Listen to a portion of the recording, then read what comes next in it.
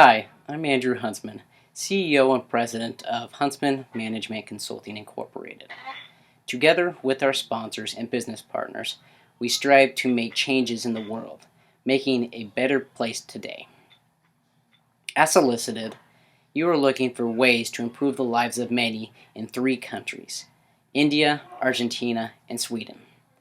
We have a track record that we know you will see value in.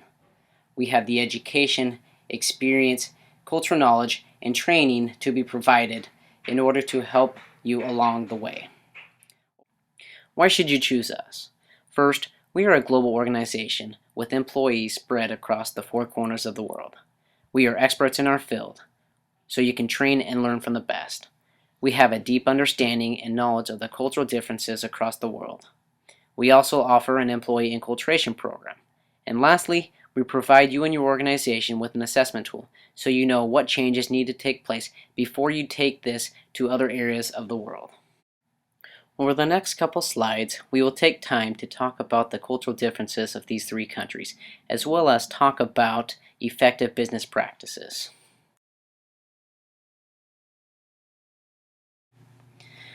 By 2050, India is expected to surpass China and the United States in overall GDP. The people of India base their decisions and lifestyles around their religion and faith. They are very family-oriented people and care very much about relationships. According to the Geert Hofstede Center and the 6 Dimensions of National Character, India ranks high on the power distance as they have a strong appreciation for hierarchical structure in society and organizations.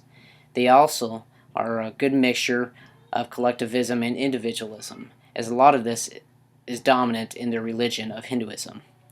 They also are considered a masculine society as they have a high importance of visual display in success and power.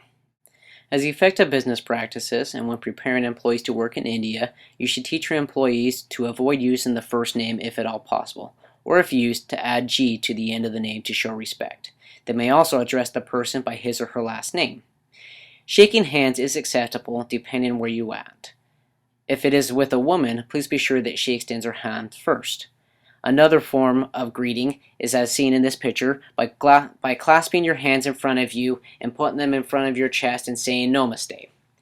Please be patient and take the time to let the relationship develop when in India.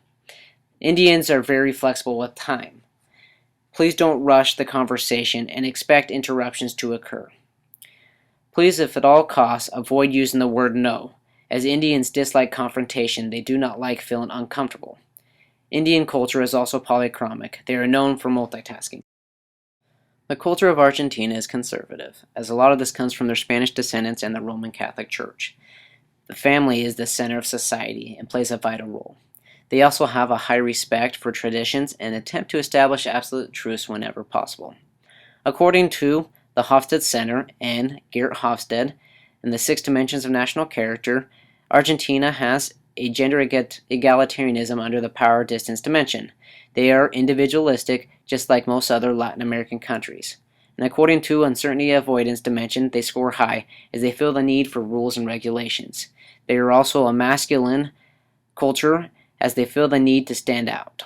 According to Edward Hall, their communication style is high context communication, as it is implicit and indirect. When preparing employees to work in Argentina, it is important that they recognize and understand that Argentines value relationships, are relaxed regarding time, and hold traditions close. The usage of appropriate titles and last names is critical, and they are considered a polychromic culture. The proximity during a conversation is typically close, and it is not uncommon to see men and women greet one another by hugging and kissing on the cheek. The Swedish culture is very similar to that of Argentina in the aspect that they are egalitarian in nature. They despise competition, as parents teach children at a very young age that they are not any more special than other children. According to the Hofstede Center and Geert Hofstede in the 6 Dimensions of National Character, power is decentralized and Swedish tend to be more independent. This is what makes them an individualistic culture, as they tend to take care of themselves and their immediate family. They are considered a feminist culture and highly value a work-life balance. When preparing employees to work in Sweden, it is important that your employees recognize and understand that interactions are more informal and that the use of first and last names is accepted in Sweden. The decision process typically tends to be more open and cordial, with many compromises made across the table.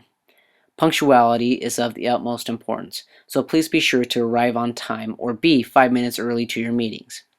Avoid being intrusive or asking personal questions, as this makes Swedish people feel uncomfortable. Do not interrupt, and wait until it is your turn to speak. Lastly, Swedish people prefer a comfortable distance between them and the other party, unlike Argentina, which is much closer. It has been my pleasure to be with you today. It is my hope and desire that you choose Huntsman Marketing Consulting Incorporated so that we together can choose to make a difference in the lives of many today.